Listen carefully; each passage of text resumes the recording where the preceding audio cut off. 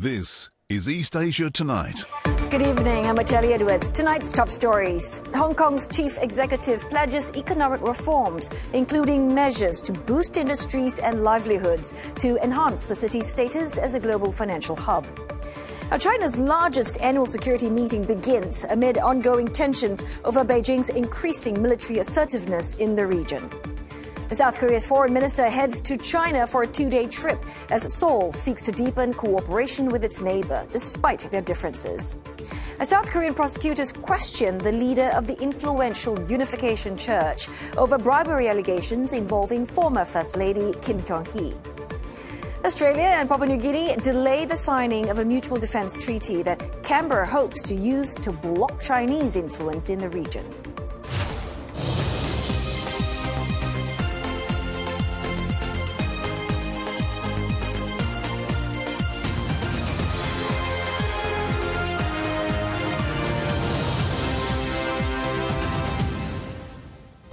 Ahead on the bulletin, the World Trade Organization projects that artificial intelligence could give trade and services a 40% boost by 2040. But will this deepen inequalities between high and low-income economies?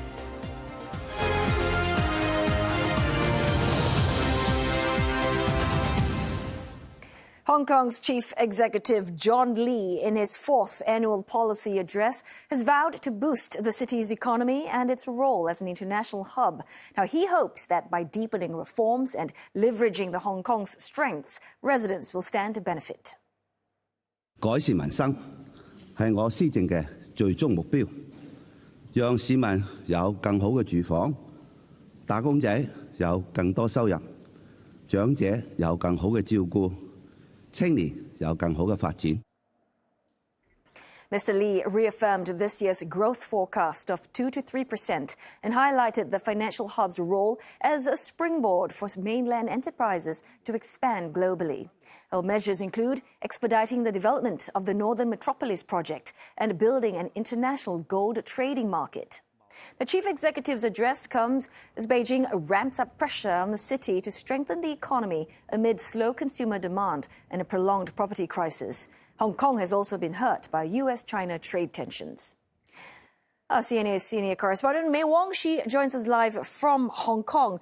May, first up, perhaps you can walk us through some of the other key points in the chief executive's address. The chief executive spent about 3 hours actually laying out a lot of the measures as well as initiatives that he has for Hong Kong going forward. Now, this was the mega so-called Bible that he has laid out with all the initiatives inside, about 100 pages of it, detailing all the initiatives from providing public housing as well as better talent attraction and also continuing to cement Hong Kong's status as an international financial center. Now, I want to highlight 3 particular initiatives which are extremely important, one of which would be AI, the development of AI, the usage of AI. Now, remember here that it has been talked about, it is a major sector, not just for Hong Kong, but for the world as well. So what he wants to do right now going forward is to use more of AI applications across the different sectors, and he's starting off with civil service. One example he pointed out is the use of AI applications by different departments. For example, public can file the non-emergency police reports via AI applications. So that's just one example. Yet another initiative that he wants to really push ahead would be the development of the Northern Metropolis mega project. That mega project in the northern part of Hong Kong occupies about 1/3 of the space of the city. So you can just imagine how humongous that project is.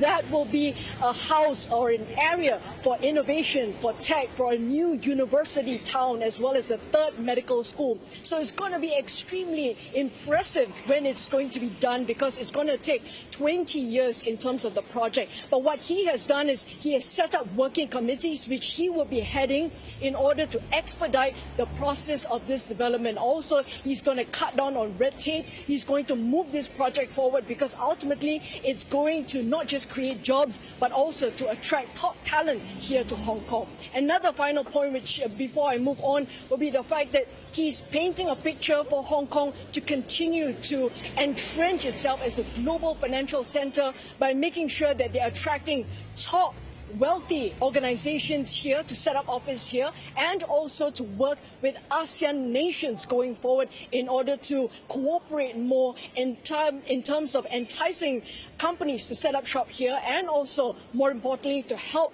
mainland Chinese companies set up in Hong Kong to help them go global. That, he said, was one of the key missions for Hong Kong going forward. I can say that this is very visionary proposal, although some of the initiative may not finish in the first term, but when you kick-started, then everything will continue. In second term or even in the future. I think this is very visionary proposal in order to bring Hong Kong to the next stage of development, especially on the technology development, innovation, AI, etc.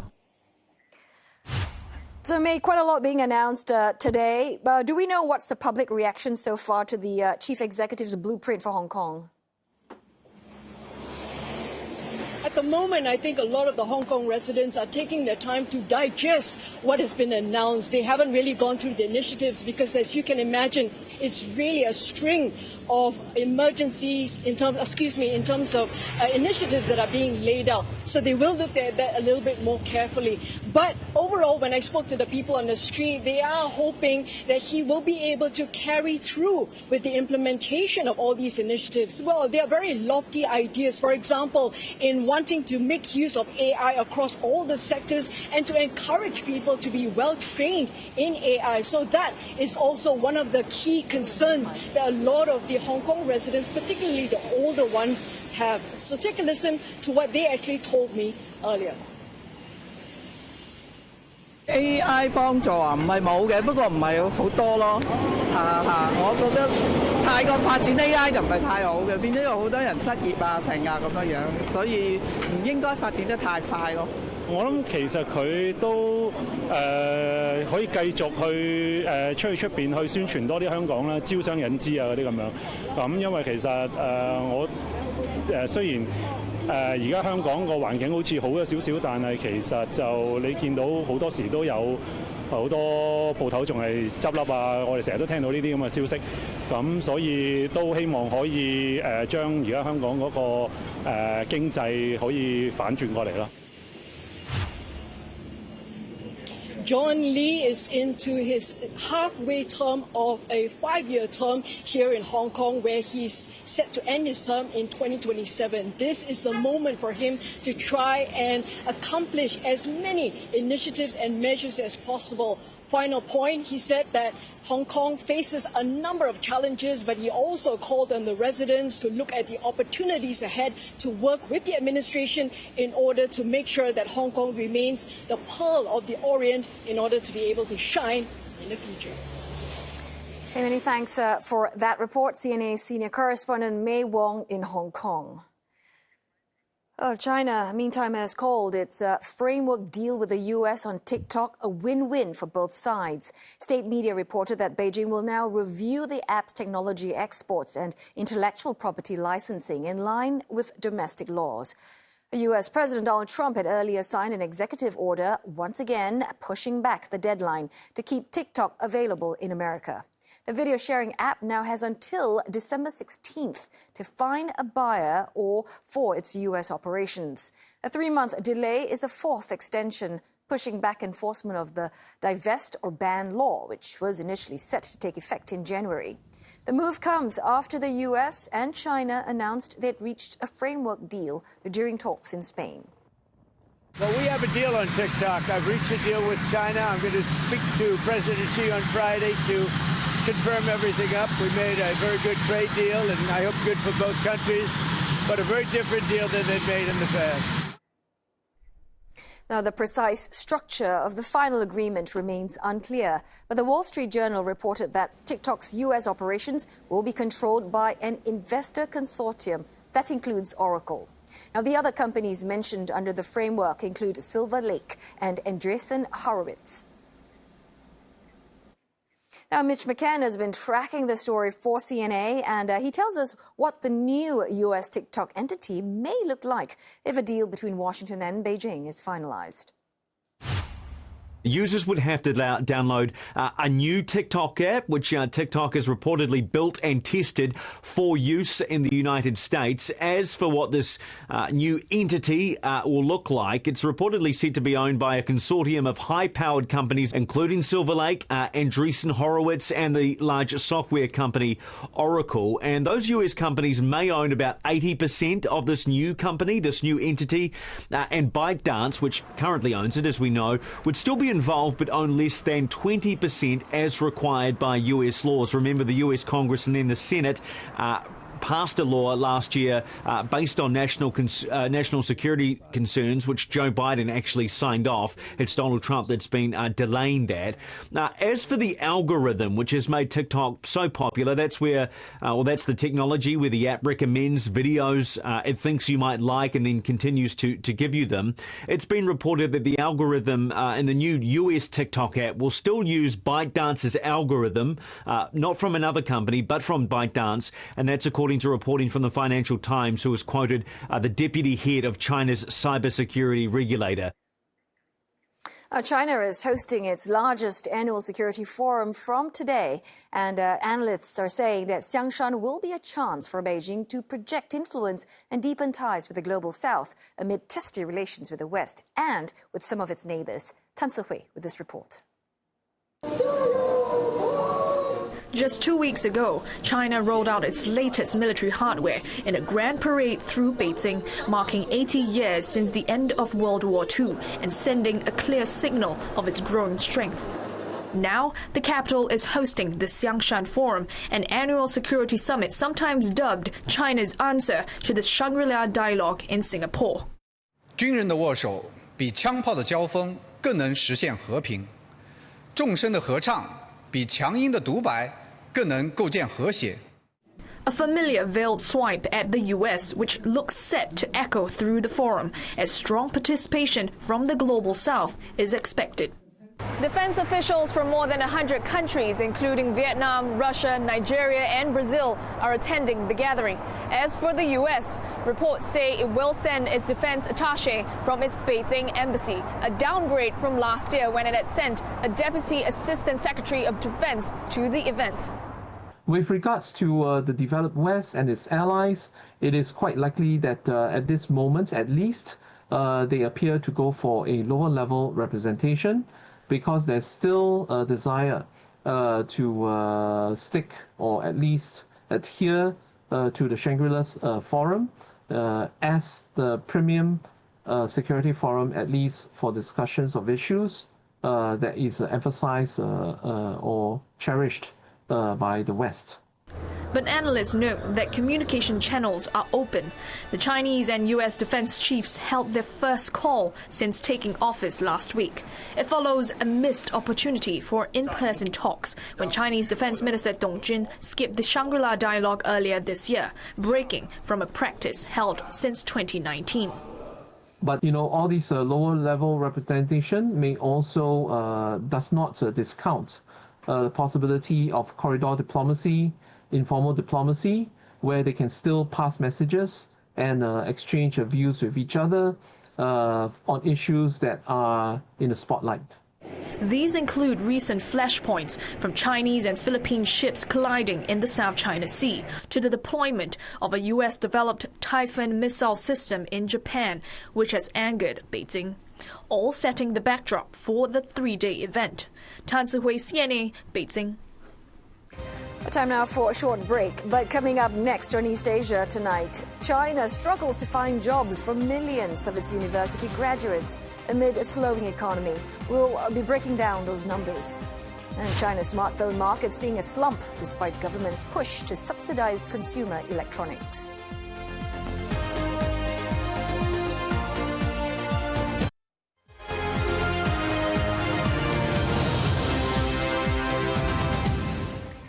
Hello again. Good to have your company on East Asia tonight. We've got a Henry in now standing by with the very latest business news. So, Roland, we are hearing that China's youth jobless rate actually hit a record high under its revamped method. Yeah, that's correct, Oteli. And already that college students have been excluded from the new methodology, but still the rate rose in August in a weak labor market. So China's youth jobless rate rose to nearly 19% in August, the highest since December 2023, as the country struggles to boost a flagging economy.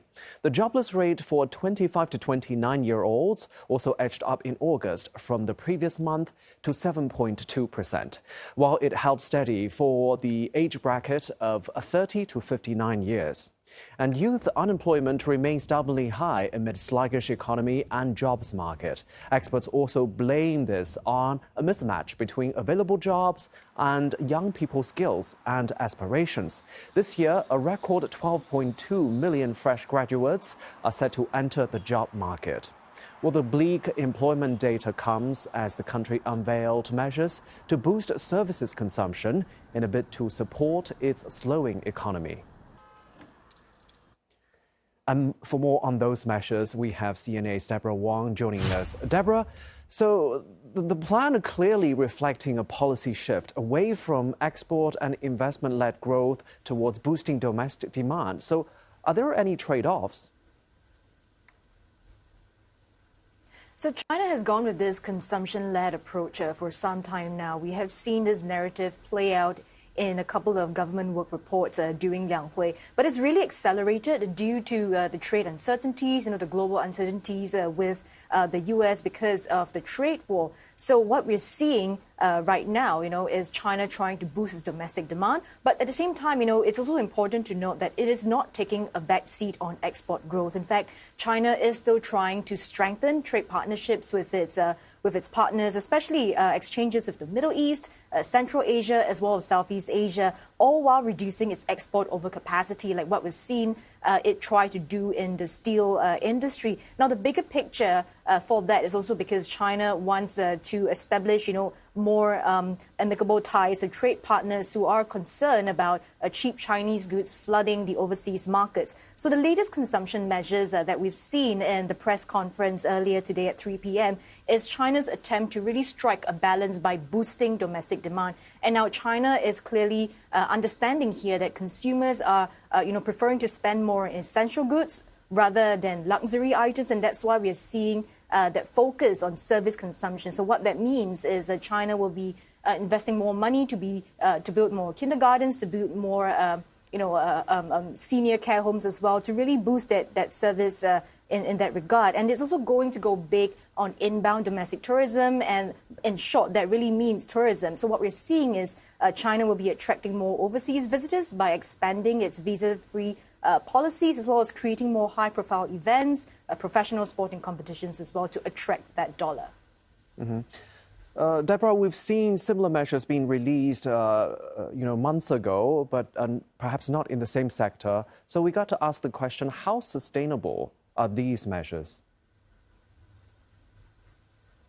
So a consumption-led economy really hinges on people spending power, right? And, Henry, you mentioned earlier, you raised the jobless rate, and it is quite concerning because we are seeing a 6-month high youth unemployment rate of about 18.9% in August, and it's not doing this consumption-led economy any favors. We also need to look at factory output and retail growth figures in August. Those were really the weakest growth since last year in August as well. You contrast that with the figures that we saw in the first 5 months of 2025. We did see retail sales grow 5% year on year during that period. So when we look at these figures collectively, it is concerning because it shows that the earlier tranche of consumption vouchers or consumption policies, they worked out, but they only worked out for a very short term. Now, economists are saying that the cost of the program could be putting some pressures on local governments because, local governments are already struggling with high debts. And then there's also the concern that the trading programs that China launched,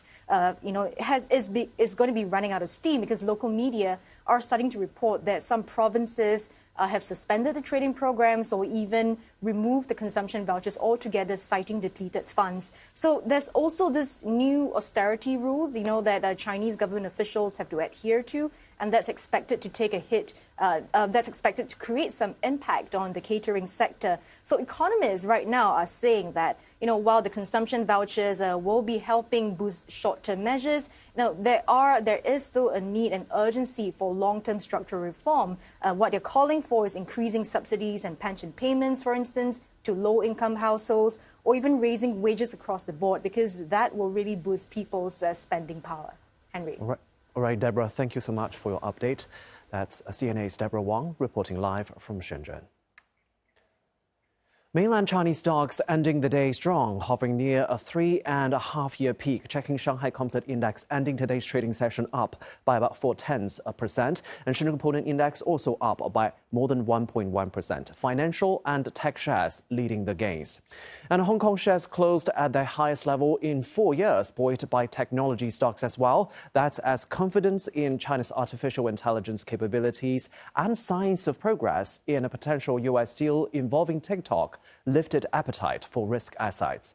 While Baidu shares are surging by a pace of more than 15%, with analysts upgrading its growth potential. Goldman Sachs research saying that its latest AI model showed significant improvements that even surpassed a DeepSeek model. And Alibaba shares also climbing as well. Shares of China's leading chipmaker SMIC gaining ground. SMIC says it's running trials on the country's first domestically produced advanced chip-making equipment. Hong Kong's commercial property slump has prompted some industry associations to call for government intervention. Bloomberg reports that a local property association has urged authorities to set up a support fund worth 20 billion Hong Kong dollars, or about $2.6 billion US dollars, led either by the government or semi-government bodies. The aim is to help the sector weather what it calls dire operating conditions. The downturn is also starting to spill over to the banking sector. Industry insiders warn that rising distressed loans linked to commercial real estate could expose financial institutions to greater risk. Fitch Ratings estimates that Hong Kong's ratio of soured loans climbed to 2%, or about 25 billion US dollars, led by the end of March. Well, that's the highest level in 2 decades. That figure could rise further to 2.3% by year-end, marking the sharpest increase in Asia-Pacific. Meanwhile, official data shows prices of office and retail space have each fallen more than 40% from their 2018 peaks, eroding the collateral behind many bank loans and underscoring the severity of the city's property slump. Now, Apple's summer sales in China fell 6% on year in the weeks leading up to its new iPhone 17 launch, a steeper than usual slump ahead of a new product release. The American tech giant, however, is not the only company seeking a slow season in the world's largest smartphone market, as sales across the board dropped to 2%. And even as China's government offered subsidies for consumer electronics, including for smartphones, in a bid to boost domestic consumption. And Apple's latest iPhone goes on sale globally this Friday. But analysts say they do not expect it to boost the company's earnings, as consumers remain unfazed by the new phone's upgrades and are more concerned on practicality, such as battery life and value for money. The new iPhone is also likely to face competition from Xiaomi, which brought forward launching its own Xiaomi 17 model, a move that its chief says is to be measured against its American rival. While TikTok's e-commerce arm says it wants to double its U.S. revenue this year, that's as the app now has until December to find a buyer or be locked out of the U.S. market.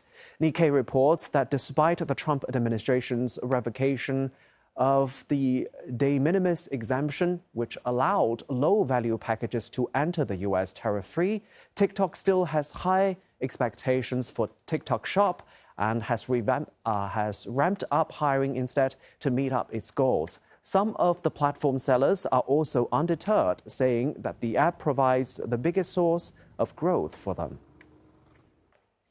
Chinese automaker Chery Automobile aims to raise as much as $1.2 billion in Hong Kong as a public in its initial public offering. Well, that's the largest deal of its kind for the city this year. Chery will sell 297.4 million shares from 27.75 Hong Kong dollars to 30.75 Hong Kong dollars each. Final pricing will be announced on September the 24th and trading expected to begin on September the 25th. And the car maker, best known for its Chery, J-Tour and iCar brands, is seeking to tap investor appetite as it expands in the competitive electronic and smart vehicle market. It plans to use 35% of its IPO proceeds for research and development on passenger vehicles and further expand its product portfolio. A further 25% would be spent on developing its next-generation vehicle in the next 3 years. Chery is following in its footsteps of the several Chinese firms by going public in Hong Kong, while listing proceeds have soared to a 4-year high. And that's the latest for business. I'll tell you back to you. Thanks so very much for that. All right, well, we're going to go for another break now, but coming up on East Asia tonight, the Philippines slams China's use of water cannon against its vessels at a disputed shoal unlawful, a day after Beijing warned Manila not to test its resolve.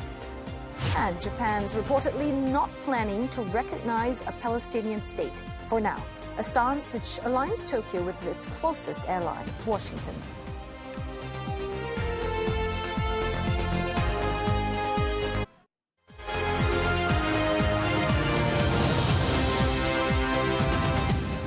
This is East Asia Tonight, and here are the headlines we're following. Hong Kong's chief executive pledges economic reforms as he unveils his blueprint to enhance the city's status as a global financial hub. China's largest annual security meeting begins amid growing concerns in the region and the West over Beijing's increasing military assertiveness. And South Korean Foreign Minister Cho Hyun heads to China for a 2-day trip as Seoul seeks to deepen cooperation with its neighbor, despite their differences. Mr. Cho says that he will be discussing with Chinese President Xi Jinping's visit to South Korea next month for the Asia-Pacific Economic Cooperation Summit.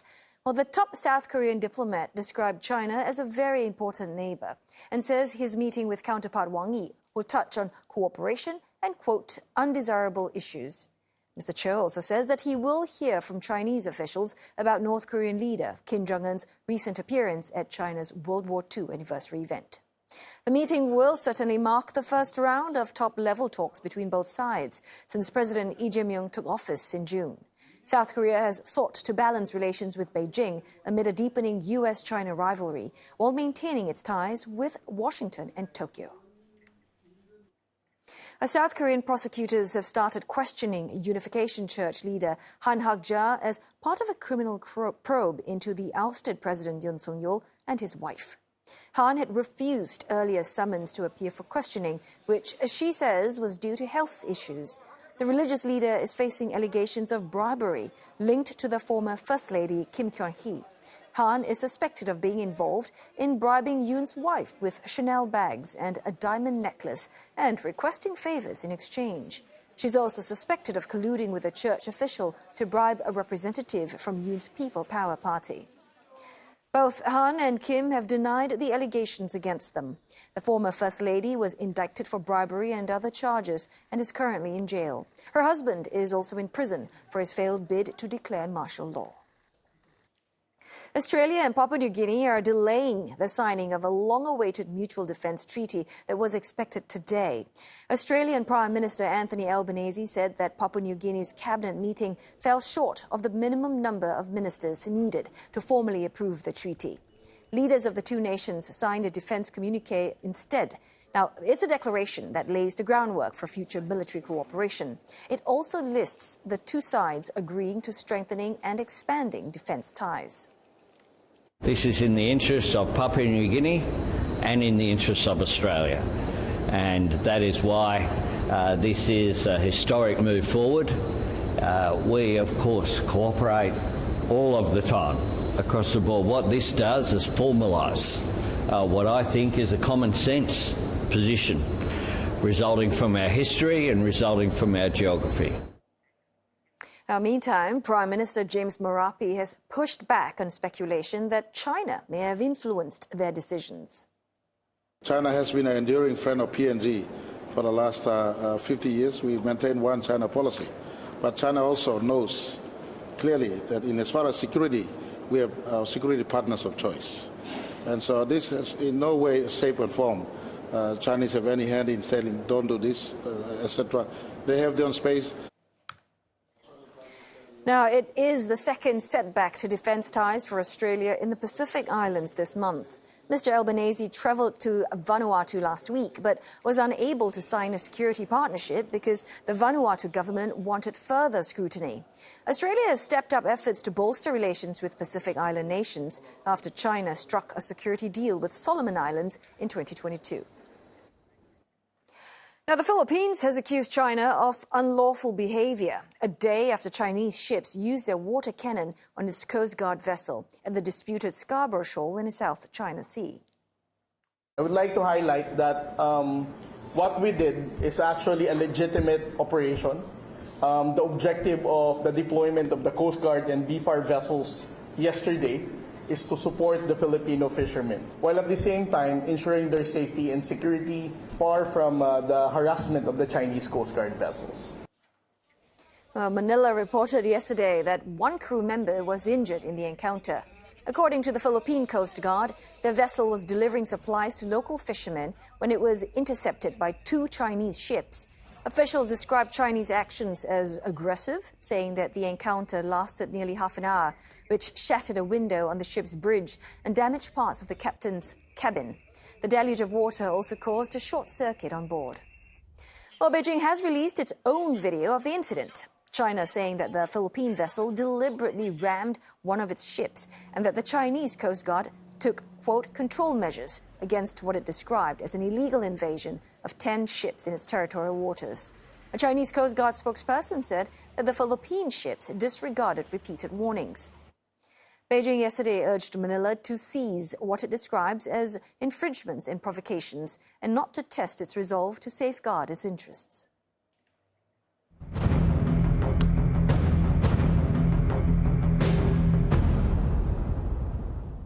Israel has launched its long-threatened ground offensive on Gaza City, which it says is targeting Hamas members. The large-scale assault comes as an independent UN commission says that Israel has committed genocide in the enclave, which the country rejects. The IDF released footage of its ground assault, showing tanks and other vehicles rolling into the enclave's biggest city. The military unleashed a massive bombardment of the area overnight as its troops moved deeper into the territory's largest urban hub. Israel says there are approximately 3,000 Hamas members operating in the area. Now, Israeli Prime Minister Benjamin Netanyahu says that some 400,000 Palestinians have already left Gaza City. Roads out of the city were clogged with those trying to flee the violence. But hundreds of thousands remain in the city, and those who fled have described the most intense bombardment they have faced since the war began. Gazan health officials say more than 90 people died on Tuesday. Meantime, international criticism is mounting over Israel's offensive. The United Nations has slammed the move as carnage, with the UN chief Antonio Guterres adding that Israel was determined to, quote, go up to the end. China says it firmly opposes Israel's escalation of military operations in Gaza and condemns all acts that harm civilians and violate international law. Now, Blake Sifton has this report for CNA from Tel Aviv on the latest situation on the ground following the first day of Israel's offensive. The Israeli military says that they struck some 50 targets overnight, most of those in Gaza City, and local health authorities say that 12 people have been killed since dawn this morning across Gaza. The pace of those evacuations from Gaza City is picking up. The Israeli military says that some 400,000 people have now fled Gaza City out of a population of 1 million, but the United Nations says that that number is actually lower. They say only 220,000 people have fled. Yesterday, the only route out of Gaza City to the so-called safe areas in the south in Mawasli, which is the coastal road, was choked with vehicle and foot traffic. Today, the Israeli military says that they are opening up a second evacuation route. That will be the main north-south highway in Gaza, and they say that will be open from noon today until noon on Friday. Yesterday and today, we've seen chaotic scenes. People desperate to leave Gaza City are trying to arrange transport from Gaza City to the south. However, we understand that that transport can now cost upwards of $2,000, which, of course, is prohibitively expensive for many people in Gaza City at this stage in the war. Those that can't afford trucks to carry their mattresses and their furniture are basically stuffing what little they can into smaller vehicles, onto donkey carts, or in many cases simply carrying it and walking. And many people as well have said that they fear that in leaving Gaza City, they are afraid that they will never be able to return. Earlier, we spoke with Nadir Hashimi, Associate Professor of Middle East and Islamic Politics at Georgetown University. And he told us how Israel is handling the global condemnation in the wake of its ground assault on Gaza City. As long as Israel has the support of the United States, and as long as other Western countries like England and France and Canada, don't take serious action against Israel, like breaking diplomatic relations or putting sanctions on Israel. Israel is perfectly fine receiving this criticism. It's mostly from human rights organizations. It's mostly from civil society. Look, a lot of people in the United States, if you look at the polling, even in the Republican Party, consider what Israel is doing as a genocide. But that doesn't matter for Netanyahu because, it doesn't mean that U.S. policy is going to shift. The ruling elites of the two main parties in the United States still strongly back Israel and refuse to establish consequences for Israel. And so, the world can say what it wants. Next week at the United Nations, more countries are going to recognize a Palestinian state. But let's be clear, the recognition of a Palestinian state will not save one life in Gaza. So that's how Netanyahu views it. And he's going to carry on with his policy in Gaza as long as the United States is in his corner. Eric, speaking of U.S., Netanyahu will be at the White House again soon. Professor, how much of a burden is he to Trump, and how sustainable is Washington's shield for Israel given global outrage? Well, I don't think he's a burden to Trump yet. What you are seeing is something very interesting at the base of the MAGA Republican movement. If you look at some of these, personalities who have a lot of influence among young people in particular, Candace Owen, Tucker Carlson, these people have broken with Israel. They're asking questions like, why is the United States, backing this genocidal policy of starvation against Israel? Why are we supporting Israel when it attacks Iran and other countries in the Middle East? This is not our war. So that is a potential problem for Donald Trump, but not at this moment. Donald Trump is very transactional. He is very much in the pocket of those people who are willing to back his campaign politically and financially. And as long as that continues, I don't see any reason why Donald Trump will, change his ironclad support for Netanyahu. So perhaps down the road, supporting Israel could be a problem, particularly if we get to another election campaign, but not at this moment. Right. So you don't expect Donald Trump to say anything as he visits the UK, his second state visit? I mean, we know King Charles has called for peace and compassion. Keir Starmer himself calling the current operation wrong, and has been calling for an immediate ceasefire. Yeah, I mean, there'll probably be questions at the press conference. Trump is supposed to have a press conference when he goes to England with Keir Starmer, the Prime Minister of the UK. And so Gaza will come up. But if you listen to what Trump has been saying recently about Gaza, just the other day, he was saying that, look, I was at a restaurant with some of my members of my cabinet, and there were some protesters there that were shouting Free Palestine and condemning my Gaza policy. And then he said he doesn't understand why these people are so upset, because he's doing great things for the Middle East. He's bringing peace and stability. And he mentioned the Abraham Accords. So in his own mind, he's being told by his advisors that backing Netanyahu is going to actually lead to peace in the Middle East. And, in a certain warped sense, he's right. But the comparison that comes to my mind is Vladimir Putin is being told by his advisors very similar things, that his policy in Ukraine and his war crimes in Ukraine are actually leading to peace in Eastern Europe. So this is what Donald Trump thinks. This is what his own words clearly say. And I'm willing to predict that when this question comes up in London at the press conference, he's going to reiterate what he just said the other day in Washington, D.C. Japan is reportedly not going to recognize a Palestinian state for now. The Asahi newspaper, citing government sources, said that the decision was likely taken to maintain relations with the U.S. And Washington last week had reportedly urged Tokyo not to recognize Palestinian statehood. Well, this as a French foreign minister called on his Japanese counterpart to do the opposite. Takashi Iwaya says Japan has been conducting a comprehensive assessment of the issue. While Chief Cabinet Secretary Yoshimasa Hayashi expressed a grave sense of crisis over Israel's ground assault on Gaza City, warning that the very foundations of a two-state solution could be collapsing. Last Friday, Japan, along with 141 other nations, voted in favor of a UN declaration outlining tangible, time-bound and irreversible steps towards a two-state solution. The Japanese Prime Minister Shigeru Ishiba will reportedly skip next Monday's UN gathering in New York, where the UK, France, Canada and Australia are set to recognize Palestinian statehood. Well, coming up next on East Asia tonight, US President Donald Trump in the UK for an unprecedented second state visit, eyeing more investments and a boost in trade ties. And could artificial intelligence give trade and services a massive boost? We speak with an economist from the World Trade Organization.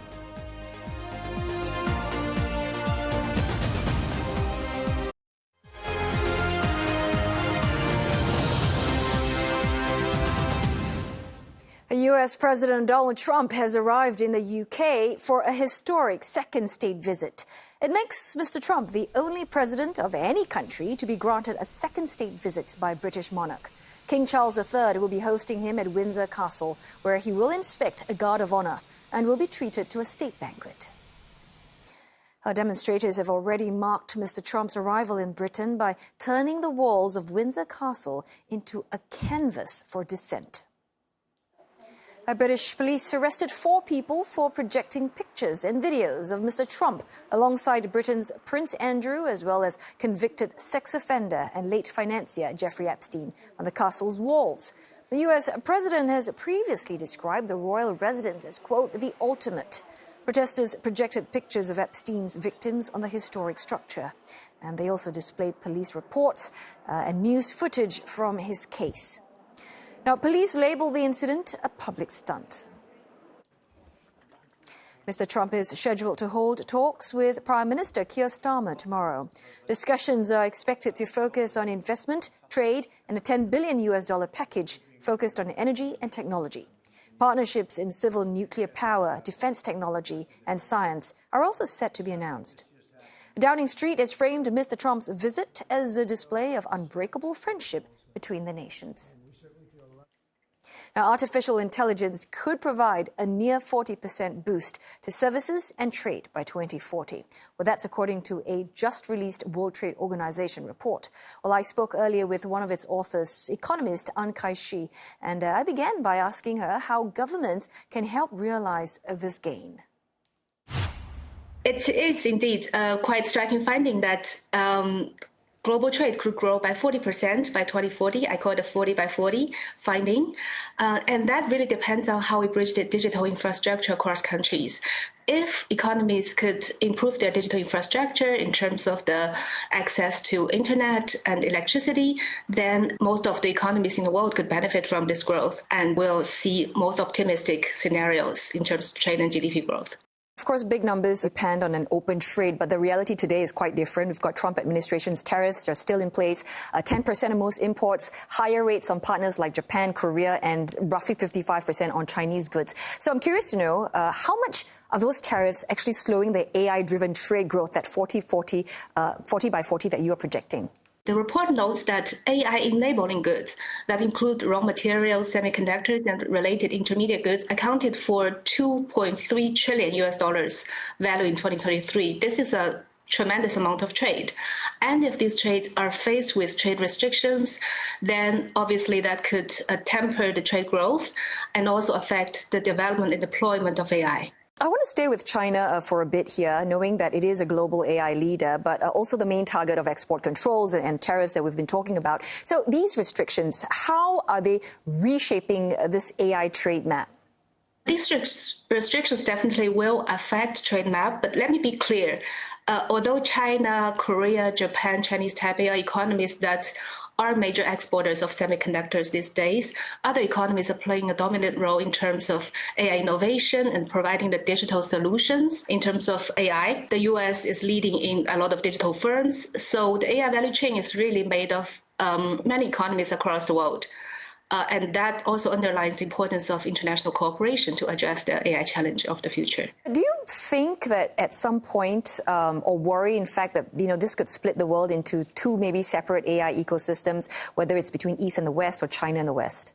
So far, we haven't seen that in the data. We noted that about 70% of U.S. imports in AI-enabling goods are affected by the recent tariff changes, but that's not alone. We also see that import tariffs implemented by China, Canada, and Zimbabwe also affecting some of the AI-enabling goods. But so far, these only account for 10 to 11% of global trade in these goods, so that's a small fraction. As long as economies could refrain from trade retaliations, I think we're still in a relatively stable global environment for trade. East Asian economies are very good at exporting goods related to AI. Other economies are relatively better at exporting services, and some economies might not have the capacity to develop their own AI models, but they're good at adopting these AI models and adapting them for their local needs. So indeed, I think every economy plays their unique role in the AI supply chain. And we talked about tariffs earlier. What about any other choke points here that you think could make or break that forecast? There are natural disasters, there are a lot of policy uncertainties, so there could indeed be a lot of reasons to be concerned, and that's why we need to have diversified supply chains. And that's also why having a stable, predictable international trade environment underpinned by the WTO is essential to foster the diversification. So WTO has a couple of agreements that are very relevant to the development of AI. That includes the Information Technology Agreement that cut tariffs, a range of products essential for AI's development. That also includes the Intellectual Property Agreement that protects innovation and makes sure that innovation can spread across the world. That includes an agreement on trading services that is very important for the AI era. So WTO is quite relevant in this space. But we also need to reforms to make sure that WTO rules are keeping up with the new technological development. If we're concerned about how low-income economies and high-income economies could keep pace with each other, digital infrastructure is the key. But if we're concerned about how we're going to address income inequality within countries, then we need to invest in skills, in education, and also to help workers who might be disrupted by the AI technology. I think there are definitely worries about job losses because AI can indeed automate or replace some of the occupations. And the key is indeed for them to acquire new skills and in the meantime, have the social safety net to go through the transition. And we emphasize that trade is a very essential component of AI. So if we want the technology to benefit all in the future, we have to invest in the multilateral trading system to make sure that trade flows as smoothly as we can.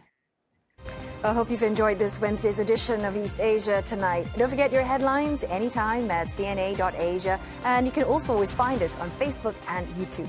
Thanks for watching.